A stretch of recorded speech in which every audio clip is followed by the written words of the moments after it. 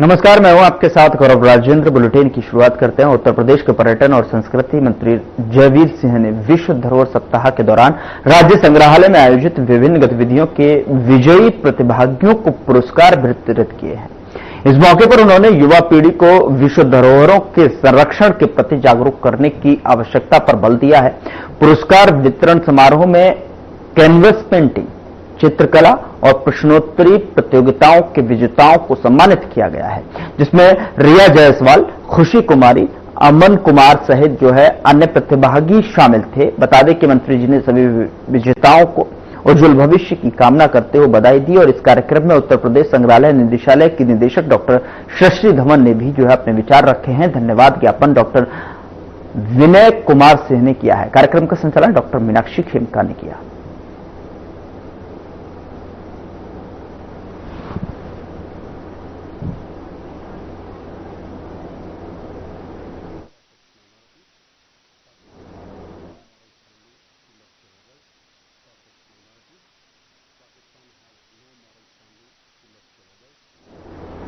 उधर लखनऊ से साप्ताहिक मीडिया ब्रीफिंग में सरकारी प्रवक्ता ने राज्य की प्रमुख नीतियों और विकास योजनाओं को लेकर कानून व्यवस्था और आगामी कार्यक्रमों पर विस्तृत जानकारी दी। प्रेस कॉन्फ्रेंस में पत्रकारों के सवालों का जवाब देते हुए सरकार की पारदर्शिता और जवाबदेही पर विशेष जोर दिया गया।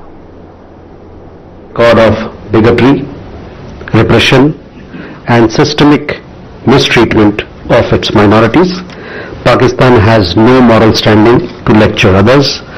Rather than delivering hypocritical homilies, Pakistan would do better to turn its gaze inwards and focus on its own abysmal human rights records.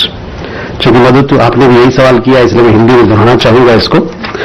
हमने रिपोर्ट किए गए बयानों को देखा है और उन्हें उसी अवमानना साथ खारिज करते हैं जिसके वो हकदार हैं। एक ऐसे देश के तौर पर जिसका अपने अल्पसंख्यकों के दमन, कट्टरता और व्यवस्थित बुरे बर्ताव का गहरा दागदार रिकॉर्ड है, पाकिस्तान के पास दूसरे को लेक्चर देना यानी उपदेश देना का कोई नैतिक अधिकार नहीं है। खोखले उपदेश देने के बजाय या पाखंडी उपदेश देने के बजाय पाकिस्तान के लिए बेहतर हुआ कि वो अपने अंदर झांके और अपनी जो उनके मानवाधिकार का जो रिकॉर्ड है, खराब रिकॉर्ड है, उस पर ध्यान दे। उमाशंकर जी, आपके सवाल देखिए, चीन पे जो अभी उन्होंने जो कदम उठाए थे हमारे नागरिक को लेके शंघाई एयरपोर्ट पर, उसके बाद हम लोगों ने देखा कि हम लोग एक स्टेटमेंट जारी किया गया है। उसमें हमने बताया है, उससे पहले भी बताया कि अरुणाचल प्रदेश जो ये हुआ वो ठीक नहीं है और हमारे दोनों देशों के रिश्ते के लिए ये मददगार नहीं है।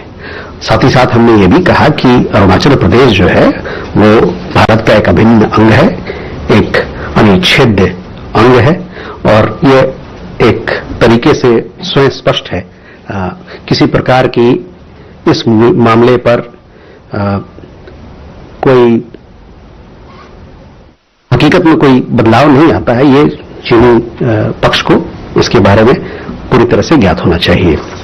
जहां तक आपने कहा क्या हमने इस मुद्दे को उठाया है, जी हमने चीनी सरकार से यहां नई दिल्ली में और बीजिंग में दोनों तरफ उनसे इस मुद्दे को बड़ी सख्ती से उठाया था कि ये जो है निराधार है, नहीं, बिल्कुल गलत है जिस प्रकार से इस प्रकार के बर्ताव किया गया है। So I will sum it up also in English. See, we had issued a statement. Essentially, I was translating the statement that we had made earlier. Yesterday, we made a statement. You would have seen that regarding the arbitrary detention of an Indian citizen from Arunachal Pradesh who was holding a valid passport and was transiting through Shanghai International Airport on an onward travel to Japan. We want to say that Arunachal Pradesh is an integral and inalienable part of India, and this is a fact which is self-evident. No amount of denial by the Chinese side is going to change this indisputable reality. At the same time, I said that we did take up this matter. We did do a strong démarche with the Chinese side, both in Beijing and in Delhi, when the incident took place. At the same time, I would like to add further, since we are talking about, Madhu made a reference to SR talks as to what sort of impact these incidents will have on our ties going forward. So let me reiterate, maintenance of peace and tranquility in the border regions is a prerequisite for the continued and overall development of India-China bilateral relations. Our position in this regard has always been very clear and consistent. Since October 2024, both sides have worked closely to maintain peace and tranquility in the border regions, and it is on this basis that progress, especially in particular with focus on people-centric engagements, progress has been made. Arbitrary actions by China, as the one that we referred to, that I referred to, involving an Indian citizen from Arunachal Pradesh, are most unhelpful towards efforts being made by both sides to build mutual trust and understanding and gradually move towards normalization of bilateral relations. मधु, आपके लिए जो हिंदी में इसका रूपांतर कर देता हूं, भारत चीन की आपसी रिश्तों के लगातार और व्यापक विकास के लिए सीमावर्ती यानी बॉर्डर क्षेत्रों पे, इलाकों पे शांति और सुकून बनाए रखना एक जरूरी है। इस बारे में हमारी राय हमेशा साफ और एक जैसी रही है। अक्टूबर 2024 के बाद दोनों पक्षों ने बॉर्डर इलाकों में शांति और सुकून स्थापित करने के लिए मिलकर काम किया है और इसी आधार पर हमारे रिश्तों में एक स्थिरता आई है और उसमें एक तरक्की हुई है। चीन की मनमानी हरकतें, जैसे कि शंघाई हवाई अड्डे पर जो हादसा हुआ, दोनों पक्षों द्वारा आपसी भरोसा और समझ बनाने और धीरे धीरे आपसी रिश्ते को सामान्य यानी नॉर्मल बनाने की कोशिशों में मददगार नहीं है। ऋषभ, आपका सवाल सिंध को लेके है, उस पर मैं कोई टिप्पणी नहीं करना चाहता हूं। I don't want to offer any comment. उधर संविधान दिवस 2025 के उपलक्ष्य में लोक भवन लखनऊ में मुख्यमंत्री योगी आदित्यनाथ की अध्यक्षता में संविधान की उद्देशिका का सामूहिक शपथ पाठ के कार्यक्रम का आयोजन किया गया। दरअसल आपको बता दें कि जहां पर सीएम योगी ने प्रदेशवासियों को संविधान दिवस की हार्दिक बधाई और शुभकामनाएं दी और आगे उन्होंने क्या कुछ कहा, आइए आपको सुनाते हैं।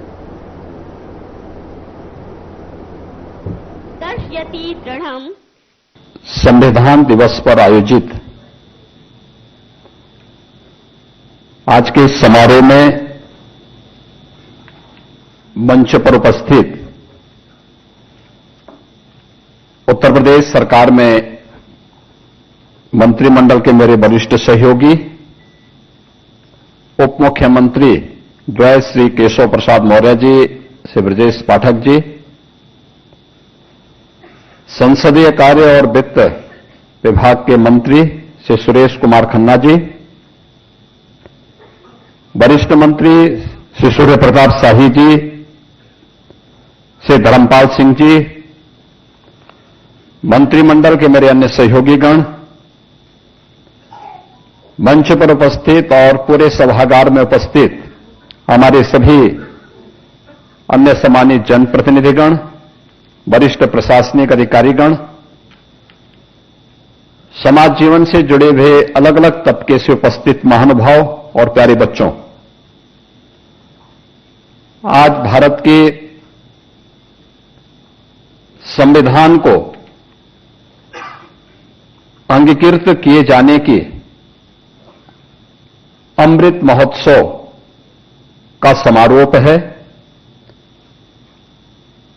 2015 से आदरणीय प्रधानमंत्री श्री नरेंद्र मोदी जी के प्रेरणा से पूरा देश 26 नवंबर की तिथि को संविधान दिवस के रूप में आयोजित करती है। मैं सर्वप्रथम इस अवसर पर भारत के संविधान के शिल्पी बाबा साहब भीमराव अंबेडकर की स्मृतियों को नमन करते हुए आप सभी को, पूरे प्रदेशवासियों को इस अमृत महोत्सव वर्ष पर जो संविधान के 75 वर्ष यानी संविधान के निर्माण के 75 वर्ष पूर्ण होने के उपलक्ष्य में आयोजित हुए थे और आज संविधान दिवस की भी हृदय से बधाई देता हूं। आज का दिन हम सब के लिए महत्वपूर्ण इसलिए भी है, जैसे कि आपने पूर्व के वक्ताओं को और जो एक शॉर्ट फिल्म यहां पर दिखाई गई है उसमें भी देखा है। भारत का संविधान 1946 में हुए संविधान सभा के चुनाव के उपरांत गठित एक संविधान सभा ने भारत के संविधान का निर्माण किया था, जिसकी अध्यक्षता डॉक्टर राजेंद्र प्रसाद जी, जो बाद में भारत के राष्ट्रपति बने, उनकी अध्यक्षता में बनी हुई संविधान सभा ने जो अलग अलग समितियां बनाई थी, उसमें ड्राफ्टिंग कमेटी के अध्यक्ष के रूप में इस संविधान को कितनी धाराओं में, कितने उपबंधों में कैसे संयोजित करना है, उस ड्राफ्टिंग कमेटी के अध्यक्ष के रूप में बाबा साहब भीमराव अंबेडकर की भूमिका अत्यंत महत्वपूर्ण भूमिका थी। जैसा कि यहां पे बताया भी गया कि 2 वर्ष 11 महीने और 18 दिन भारत के संविधान के निर्माण में लगे और भारत के संविधान निर्माण में जिन भी स्वाधीनता संग्राम सेनानियों ने अपना योगदान दिया और उस क्षेत्र के विशेषज्ञों ने इसमें अपना सहयोग किया, आज उसी का परिणाम है कि दुनिया के अंदर सबसे बड़ा संविधान, भारत की अनेकता को एकता में जोड़ने वाला संविधान अगर किसी के पास है तो हम सब भारतवासियों को बाबा साहब भीमराव अंबेडकर के द्वारा निर्मित इस संविधान पर गौरव की अनुभूति करनी चाहिए। बाबा साहब भीमराव अंबेडकर, उन्होंने उस समय भी जब इस संविधान की मूल प्रति को लेकर के उनकी समिति संविधान सभा के पास गई थी, उस समय भी उन्होंने इस बात को कहा था कि यह संविधान एक दस्तावेज है जो भारत की विविधता को एकता में जोड़ने में सदैव एक मार्गदर्शिका के रूप में पूरे देश का नेतृत्व प्रदान करेगी। और हम सब भारतवासियों को इस पर गौरव की अनुभूति होनी चाहिए कि संविधान लागू होने के यह अमृत महोत्सव वर्ष वर्तमान में चल रहा है और संविधान अंगीकृत किए जाने का अमृत महोत्सव वर्ष का समारोह आज यहां पर आयोजित है। और इस अवसर पर हम लोग यहां पे इस आयोजन के साथ जुड़े हैं। हर संस्था में, हर पंचायत में इस प्रकार के आयोजन करके संविधान की प्रस्तावना का वाचन सभी संस्थाओं के द्वारा करने का एक प्रयास हुआ है। प्रधानमंत्री मोदी जी ने 2015 में संविधान दिवस के पीछे पूरे देशवासियों को इस बात के लिए प्रेरित किया था। अक्सर होता है कि हम में से हर व्यक्ति स्वतंत्र भारत का नागरिक होने के बाद स्वतंत्रता की उस वास्तविक कीमत को विस्मृत किए जा रहे हैं, क्योंकि हमने स्वाधीनता की लड़ाई को अपनी आंखों से नहीं देखा, हमने उन क्रूर यातनाओं को नहीं सहा। परिणाम क्या है? हर व्यक्ति केवल अपने अधिकार की बात करता है, लेकिन अधिकार तब संरक्षित होते हैं अधिकार तब सुरक्षित होते हैं और अधिकार संपन्न कोई व्यक्ति तब होता है जब वह स्वयं अपने कर्तव्यों का निर्वहन करने की आदत डाले। कर्तव्य के बगैर अधिकार नहीं हो सकता। और जिन लोगों ने भी कर्तव्य के बगैर अधिकार प्राप्त करने का प्रयास किया है, वहां पर लोकतंत्र नहीं, वहां पर कोई न कोई तानाशाह उस पूरी व्यवस्था को अपनी गिरफ्त में लेकर के वहां के आम नागरिकों के मौलिक अधिकारों को रौंदता हुआ दिखाई देता है। लेकिन भारत इस मामले में सौभाग्यशाली है कि भारत ने अपने संविधान को हमेशा लागू होने के बाद सर्वोपरि मान करके सदैव इसको सम्मान दिया। अपने स्वाधीनता संग्राम सेनानियों को, अपने प्रतीकों को सम्मान दिया और संविधान की उन मूल भावनाओं को, जिन मूल भावनाओं पर आधारित भारत का संविधान बना हुआ है, उसको अपने जीवन का हिस्सा बनाने का प्रयास किया। जब भी कोई देश अपने इन मूल भावनाओं को सम्मान देते हुए आगे बढ़ता है, उसको विकसित होने में कोई रोक नहीं सकता। याद रखना, आजादी के अमृत महोत्सव वर्ष में प्रधानमंत्री मोदी जी ने देशवासियों के सामने विकसित भारत की एक संकल्पना रखी। विकसित भारत के लिए प्रधानमंत्री जी ने यही कहा था कि हर भारतवासी के सामने जब देश अपनी आजादी के 100 वर्ष पूरा कर चुका होगा, अभी हम 75 वर्ष में, लेकिन 2022 में उन्होंने कहा था कि 75 वर्ष हमारे आजादी के पूर्ण हो रहे हैं, लेकिन जब ये देश अपनी आजादी के 100वें वर्ष में जाएगा तब हमें कैसा भारत चाहिए। अगर हमें विकसित और आत्मनिर्भर भारत चाहिए तो इसके लिए हर भारतवासी को चाहिए कि वो उन पंच प्रणों के साथ जुड़े, जो पंच प्रण हमें हमारे दायित्वों का एहसास करा सके। ये पंच प्रण जिसमें हर व्यक्ति के लिए यह आवश्यक था कि वह गुलामी की मानसिकता से मुक्त हो। हर व्यक्ति के लिए आवश्यक था, हर व्यक्ति के लिए आवश्यक हो कि वह अपने सैनिकों का सम्मान करें। हम सब सुरक्षित इसलिए हैं, यह देश सुरक्षित इसलिए है क्योंकि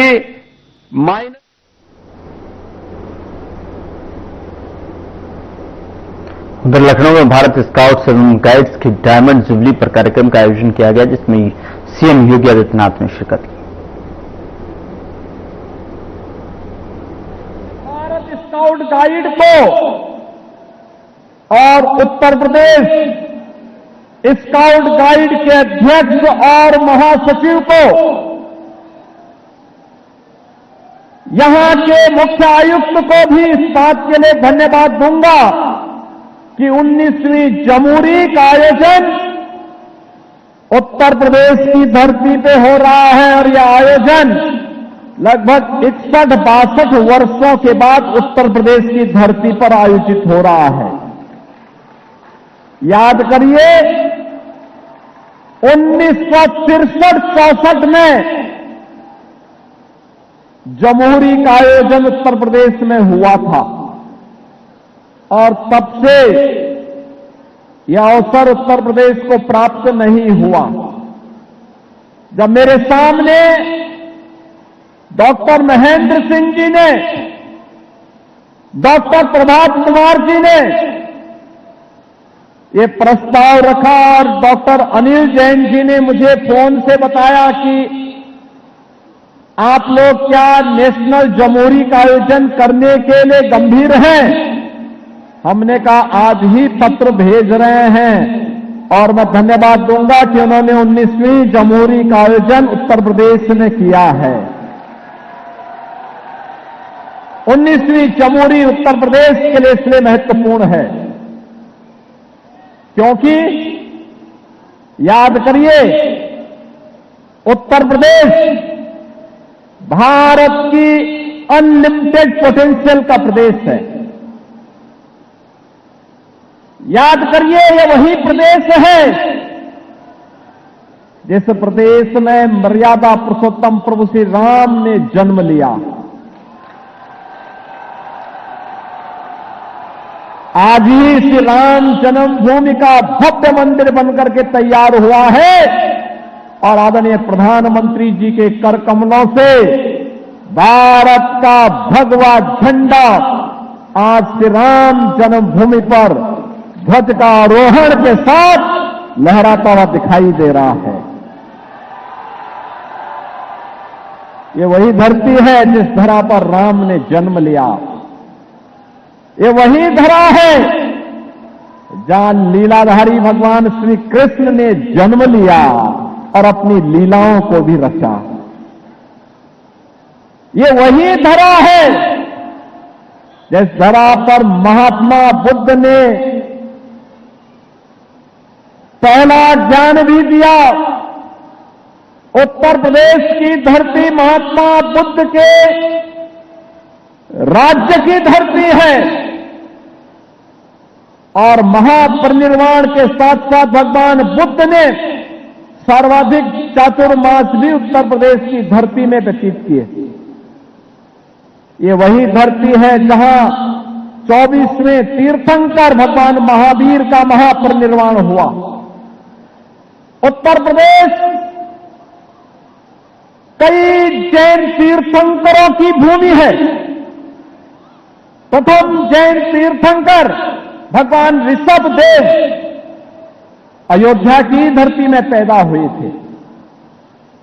उत्तर प्रदेश ये वही धरती है जिस धरती ने, याद करिए, ये वही धरती है जिस धरती पर मात्र 23 वर्ष की उम्र में 1857 में देश की आजादी के लिए झांसी की रानी लक्ष्मीबाई ने हुंकार भरी थी और झांसी की रानी लक्ष्मीबाई ने कुछ समय एक ही संकल्प लिया था कि मैं अपनी झांसी विदेशी हुकूमत को नोचने नहीं दूंगी, हरगिज नहीं दूंगी। ये वही ऊर्जा है जिस ऊर्जा का आह्वान करने के लिए आज हम सब इस जमहूरी के माध्यम से आपके पास आए हैं। उत्तर प्रदेश ये वही धरती है जहां पंडित राम प्रसाद बिस्मिल, ठाकुर रोशन सिंह, असफाउल्लाह खां जैसे क्रांतिकारियों ने, चंद्रशेखर आजाद जैसे क्रांतिकारियों ने देश की आजादी की लड़ाई को मजबूती के साथ आगे बढ़ाया था। और ये वही धरती है जिस धरती में स्वतंत्र भारत में सबसे ज्यादा युवा निवास करता है। भारत का सबसे अधिक युवा किसी प्रदेश में निवास करता है तो वह उत्तर प्रदेश ही है।